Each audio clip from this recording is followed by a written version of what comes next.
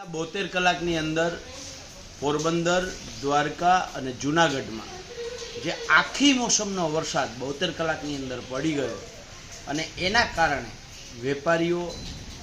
ગરીબો, માલધારીઓ અને ખાસ કરીને ખેડૂતોને જે જમીનનું ધોવાણ થયું છે, પાક નુકસાની થઈ છે,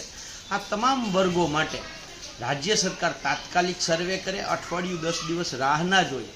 વરસાદ બંધ થાય અને સર્વેની કામગીરી ચાલુ કરવામાં આવે અને તાત્કાલિક આ વિસ્તારના ખેડૂતોને, માલધારીઓને, વેપારીઓને અને ગરીબ વર્ગને જેને જેને ઘર વખરીનું નુકસાન થયું છે એવા તમામ લોકોને સ્પેશિયલ પેકેજ આપવામાં આવે, વળતર આપવામાં આવે અને ખાસ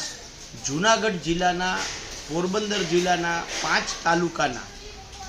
લગભગ 65 થી 70 ગામો જે ઘેડ પંથક તરીકે ઓળખાય છે, આ ઘેડ પંથક છે એ છેલ્લા વર્ષોથી આને આ પરિસ્થિતિમાં છે ને દર વર્ષે 35-40 ગામો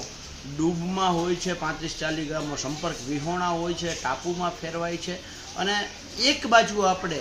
વિશ્વગુરુના સપના બતાવીએ છીએ, બીજી બાજુ ડબલ એન્જિન સરકારની વાતો કરીએ છીએ અને ત્રીજી બાજુ ગુજરાત મોડેલના આખા દેશમાં ભરપૂર વખાણ કરીએ છીએ. ત્યારે સવાલ એ છે કે આ 45 ગામો દર વર્ષે સંપર્ક વિહોણા થાય છે અને આ જ આપણું ગુજરાત મોડેલ છે. એટલે રાજ્ય સરકારને નમ્ર વિનંતી છે કે ઘેડ વિસ્તાર માટે એક અલાયદું સ્પેશિયલ પેકેજ આપવામાં આવે. અગાઉ જેવી રીતે ઘેડ વિકાસ પરિષદ, ઘેડ વિકાસ નિગમ જે કાર્યરત 1998 સુધી હતું એમને ફરીથી કાર્યરત કરવામાં આવે અને ઘેડ વિસ્તારનો આ પ્રશ્ન છે, કાયમીનો પ્રશ્ન છે, એનો હલ કરવામાં આવે. જો આ નહીં થાય